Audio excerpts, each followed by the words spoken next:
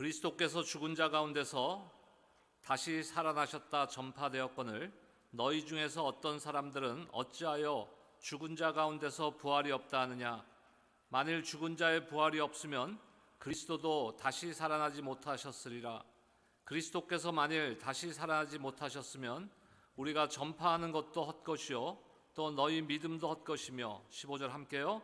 또 우리가 하나님의 거짓 증인으로 발견되리니 우리가 하나님이 그리스도를 다시 살리셨다고 증언하였습니다. 만일 죽은 자가 다시 살아나는 일이 없으면 하나님이 그리스도를 다시 살리지 아니하셨으리라. 아멘. 오늘은 부활주일입니다. 예수 그리스도의 부활.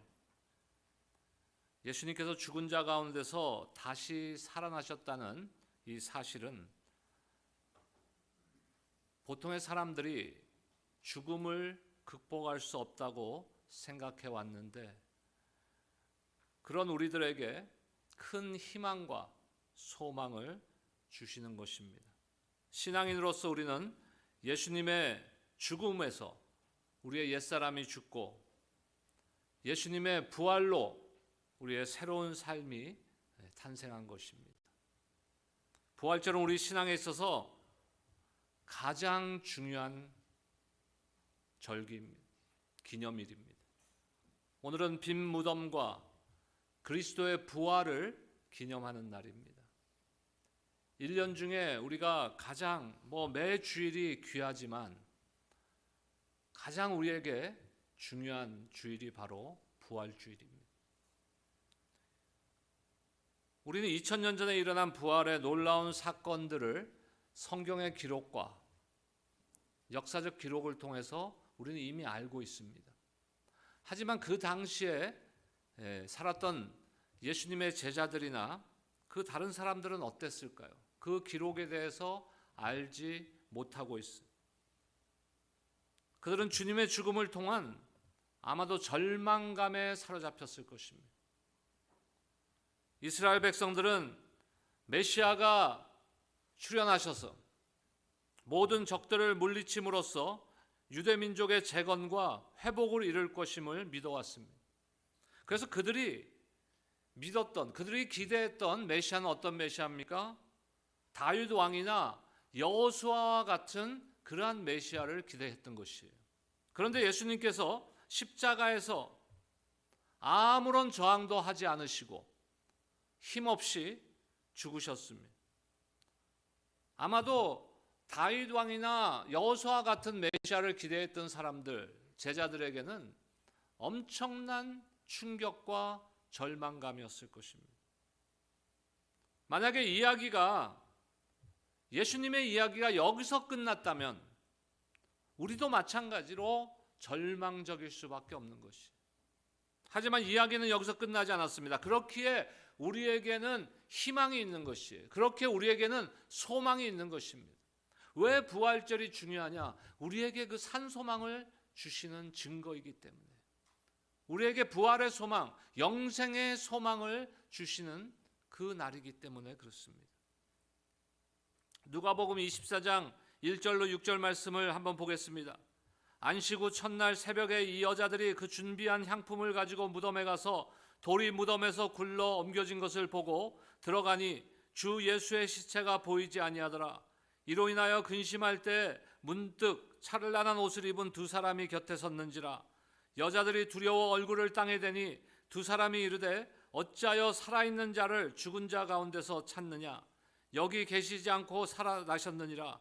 갈릴리에 계실 때 너희에게 어떻게 말씀하셨는지를 기억하라 하셨습니다. 여자들이 그 빈 무덤을 발견했을 때 어떻게 했을까요? 당황했겠죠. 예수님의 시체가 없어요. 그때 천사들이 나타나서 갈릴리에서 십자가에 달려 죽은 후 사흘째 되는 날에 다시 일으켜야 한다고 하신 말씀을 상기시켜 줍니다. 그때부터 여자들은 다른 사람들에게 부활의 소식을 알리러 달려갔습니다. 우리는 이미 성경의 기록과 여러 가지 역사적 기록들을 통해서 이 사건들이 어떻게 끝나고 어떻게 진행되었는지를 이미 알고 있습니다. 빈 무덤이란 것은 무엇을 의미하는 것입니까? 무덤이 비어 있다는 것. 이것은 예수님의 시신이 사라졌다는 것이에요. 그런데 그것이 누군가에 의해서 시체가 치워진 것이 아니라 예수님께서는 정말로 부활하셨고 지금도 살아계심을 우리는 믿는 것입니다. 고린도전서는 고린도 교회 안에 있는 여러 가지 문제들에 대해 해결하기 위해서 사도 바울을 통해서 하나님께서 말씀하신 것입니다. 고린도 교회는 많은 문제들이 있었어요. 분쟁이 있었습니다. 다툼이 있었습니다. 음행이 있었습니다. 하지만 그러한 것도 문제지만 그 가운데서 가장 큰 문제가 무엇이냐면요, 복음의 진리, 복음의 진리에 대한 확실한 믿음을 흔들어 버리려고 하는 것이 가장 큰 문제인 것이. 특별히 복음의 핵심이 부활인데 부활에 대한 의심을 가진 사람들이 교회 안에 있었다는 것입니다. 예수님의 부활과 함께 죽은 성도들의 부활을 믿지 않는 사람들이 있다는 소식을 듣고 고린도전서 15장에는 부활에 대한 분명한 확신과 믿음을 심어주기 위해서 부활의 확실성을 지금 알려주려고 사도 바울을 통해서 하나님께서 말씀하시는 것입니다. 부활이 없다면 우리는 우리 신앙, 우리의 믿음 아무 의미가 없는 것이. 12절 말씀 보겠습니다. 고린도전서 15장 12절에 보니까 그리스도께서 죽은 자 가운데서 다시 살아나셨다 전파되었거늘 너희 중에서 어떤 사람들은 어찌하여 죽은 자 가운데서 부활이 없다 하느냐. 자, 이성적으로 판단하면 죽은 사람이 살아난다는 것이 불가능하죠. 하지만 중요한 건 뭡니까? 죽은 자들의 부활은 성경을 통한 하나님의 말씀의 기본적인 진리인 것이에요. 근데 그런 기본 진리를 부정하는 자들이 교회 안에 있었다는 것입니다. 지금 이 시대는 어떨지 모르겠어요. 과연 없을까요? 바울은 그리스도의 부활이 많은 증인들에 의해 확증된 사실이고 복음의 핵심 내용임을 증거함으로써 죽은 자들의 부활을 부정하는 자들을 반박하고 부활 진리를 증거했습니다. 자, 오늘 본문의 13절과 14절 보겠습니다. 만일 죽은 자의 부활이 없으면 그리스도도 다시 살아나지 못하셨으리라. 그리스도께서 만일 다시 살아나지 못하셨으면 우리가 전파하는 것도 헛것이요 또 너희 믿음도 헛것이며. 바울은 그리스도의 부활이 많은 증인들에 의해 확증된 사실이고 복음의 핵심 내용임을 강조하면서 죽은 자들의 부활을 부정하는 자들의 주장을 반박하고 있는 것이. 만약에 그리스도의 부활, 예수님의 부활이 없었다면 사도들이 전한 그 모든 복음, 모든 말씀은 헛된 것이. 또 만일 그리스도의 부활이 거짓이라면 그리스도인의 우리의 성도들의 믿음도 헛된 것이에요.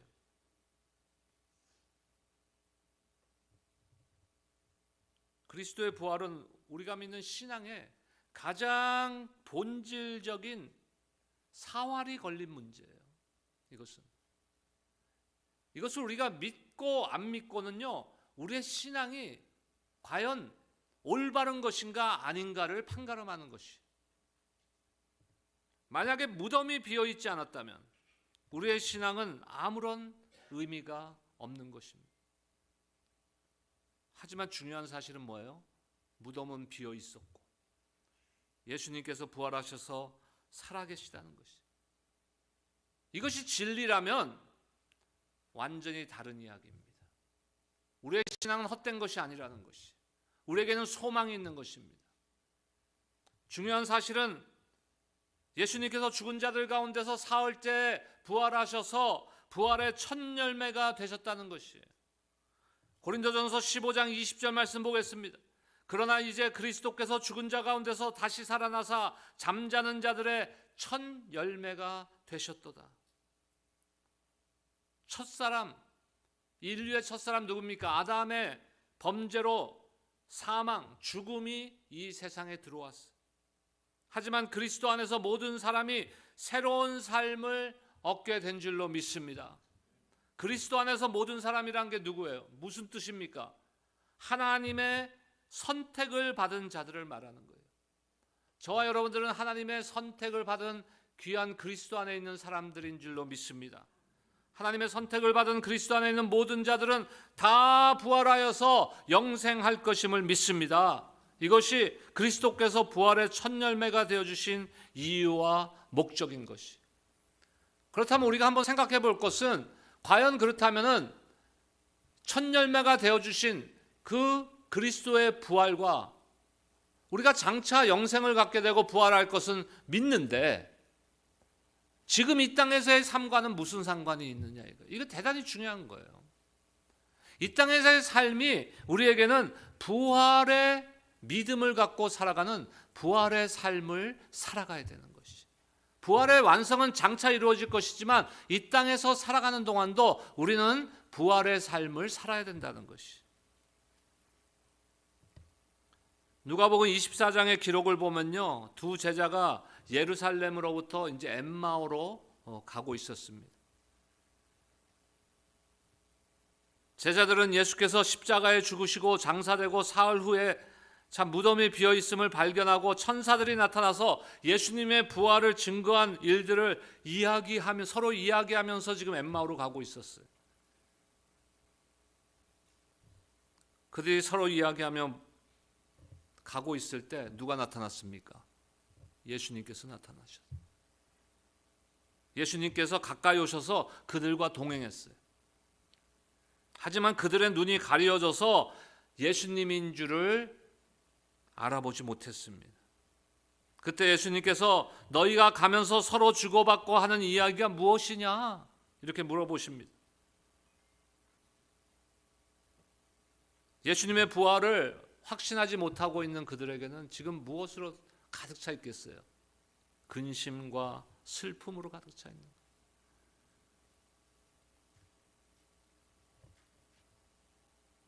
그들이 마을에 가까워지자 예수님께서 다른 질문들을 하셨고 떠나려 합니다. 제자들은 예수님께 엠마오에 가서 그들과 함께 머물기를 강권했습니다. 하지만 예수님은 일어나서 사라지셨어요. 계속 이어지는 누가복음의 기록을 한번 보겠습니다. 그 후에 누가복음 24장 32절에서 34절 말씀입니다. 그들이 서로 말하되 길에서 우리에게 말씀하시고 우리에게 성경을 풀어주실 때 우리 속에서 마음이 뜨겁지 아니하더냐 하고 곧 그때로 일어나 예루살렘에 돌아가 보니 11 제자 및 그들과 함께한 자들이 모여 있어 말하기를 주께서 과연 살아나시고 시몬에게 보이셨다 하는지라. 예수님께서 말씀해 주시고 성경을 풀어서 설명해 주실 때 그들의 마음이 어떻게 됐다고요? 뜨거워졌다는 것이. 자, 저와 여러분들이 예수 그리스도를 믿고 하나님의 복된 자녀가 되었고 부활의 소망을 갖고 믿음으로 살아가고 있습니다. 그렇다면 우리 가운데 뭐가 있어야 돼요? 이 뜨거움이 있어야 되는 거예요. 이 땅을 살아가면서 우리의 부활, 우리의 영생은 장차 이루어지고 완성될 일이지만 이 땅을 살아가면서 우리에게는 무엇이 있어야 돼요? 뜨거움이 있어야 되는 것이에요. 뜨뜻미지근한 신앙이 아닙니다. 이것은 우리의 겉모습을 나타내는 것이 아니에요. 그걸 설명하는 것이 아닙니다. 우리 마음속에 그 활활 타오르는 하나님의 사랑과 예수님의 은혜의 충만함이 있어야 되는 것이에요. 엠마오에서 돌아온 제자들은 부활하신 예수님께 시몬에게도 나타나셨다는 것을 알게 되었죠. 예수님은 그들에게 내가 너희와 함께 있을 때 모세의 율법책과 예언서와 시편에서 나에 대하여 기록된 모든 것이 이루어져야 한다고 너희에게 말한 것이 바로 이것이다 라고 그들의 마음 문을 확 열어주고 성경을 설명하셔서 깨닫게 해주십니다. 나는 이 대목이 너무나 부러운 거예요. 예수님께서 직접 예수님에 대한 기록의 그 성경을, 말씀을 직접 풀어서 설명해 주는.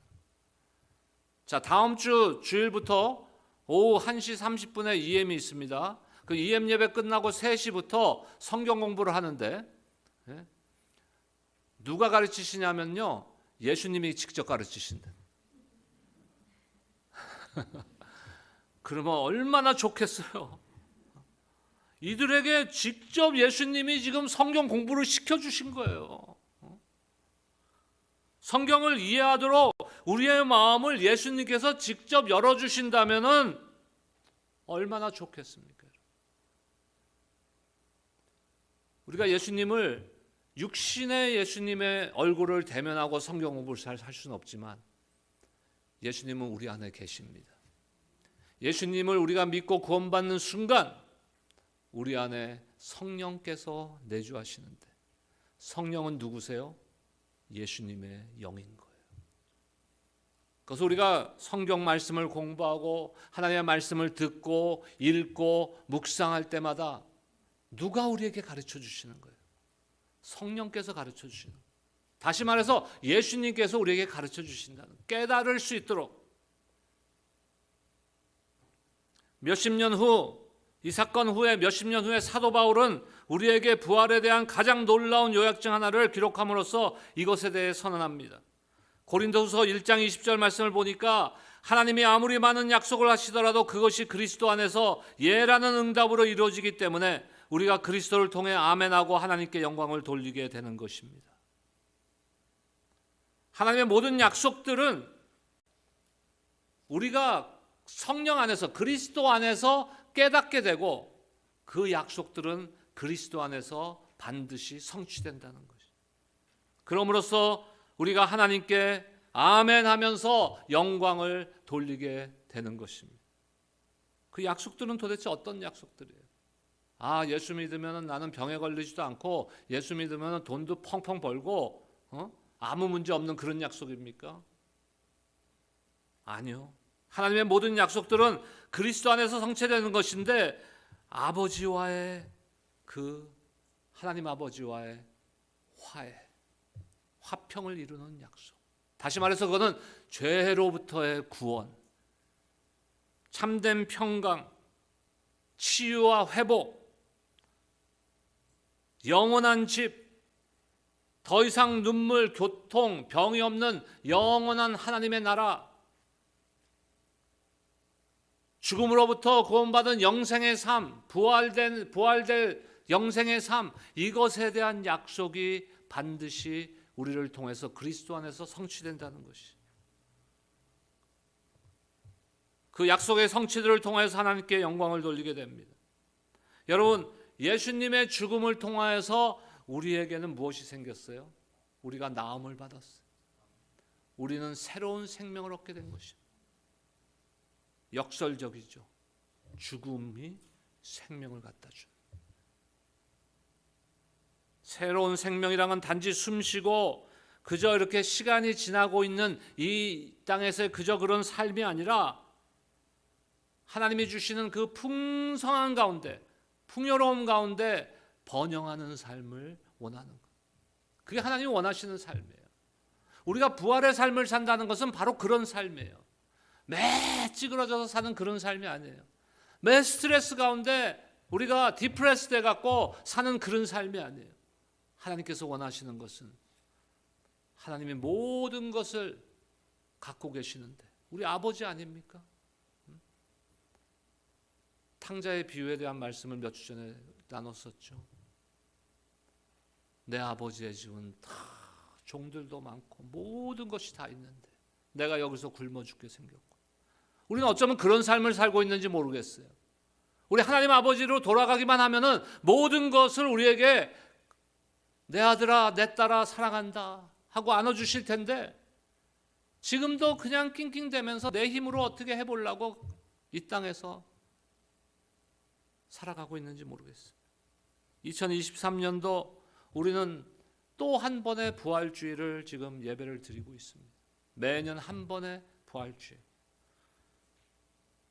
지난 사순절 기간 동안에 6주 동안 고난 속의 영광이라는 주제를 가지고 말씀을 나눴습니다. 이제 마무리하면서 지난 6주 동안에 우리가 말씀 가운데 경험한 그 예수님에 대한 지식, 하나님의 은혜, 이것을 통한 우리의 믿음이 함께 성장되었을 줄로 믿습니다. 유혹과 시험을 이기는 삶, 겸손한 삶, 하나님과의 친밀한 가운데 기도하는 기도의 삶, 회개의 삶, 완전한 희생의 삶, 그리고 오늘 말씀 부활의 영광. 예수님은 만물의 근원이시고 약속의 근원이시고 길이요 진리요 생명이십니다. 이 시간 주님께 우리가 결단하길 원합니다. 나의 삶을 주님 앞에 내어드리기를 결단하시기 바랍니다. 우리가 일어나면요, 바닥에 앉았다 일어나면 어떻게 해요? 우리 꽃 구경 갈 텐데 이번에 특별한 순서가 있어요. 꽃 구경. 이미 등록 안 하신 분들은 죄송합니다. 차에 자리가 없어요. 하지만 저한테 특별히 와서 에스카하면 제가 어떻게 한번 마련해 볼게요. 저 대신 운전하시면 돼. 뭐 산에 가서 들판에 가서 꽃 구경하고 바닥에 앉아 있다가 일어나면 어떻게 해요? 다 털잖아요. 이렇게. 뭐 터는 거예요? 먼지를 털어버리는 거예요. 여러분, 우리가 삶 속에서 먼지 투성해서 살아가면 쓰러지고 자빠지고 실패하고 털어버려야 돼. 결단하는 건 그거예요. 여러분들, 내가 뭐를 해서 이 위대한 일을 해갖고 하나님 앞에 뭐 보답하기, 그것도 중요하지만 그보다 먼저 중요한 거 뭔지 아세요? 하나님이 원하는 삶을 내가 살아가는 거예요. 그게 뭡니까? 저를 한번 따라 합시다. 행복한 삶. 저는 목회도 행복하게 하고 싶어요. 여러분 도와주세요. 아무도 안 도와주실래요? 그리고 제가 섬기는 교회 우리 성도님들도 행복한 신앙생활 하길 원해요. 너무 막 힘들고 어렵게 하지 마세요. 하나님 앞에 결단하는 게 그거예요. 먼지를 훌훌 털어버리고 하나님 앞에 다 맡겨버리는 거예요. 그럴 때 하나님께서 우리를 안아주십니다. 품에 안아주십니다. 그리고 우리는 우리의 구원자이신 예수 그리스도를 향하여서 믿음의 발걸음을 한 걸음만 내딛기만 하면 되는 거예요. 끝까지 완주하는 거는 내가 내딛을 결단만 하면은 우리 주님께서 우리를 완주시켜 주시는 거예요. 하나님께서 우리를 위하여 예수님을 보내주시고 십자가에서 예수님께서 죽기까지 우리를 향한 사랑을 확증해 주셨고 부활을 통해서 우리에게 영생과 부활의 소망을 주셨습니다. 이제는 우리가 어떤 삶을 살아갈 것인가? 부활의 삶을 사시는 여러분들 되시기를 주의 이름으로 축원합니다. 기도하겠습니다.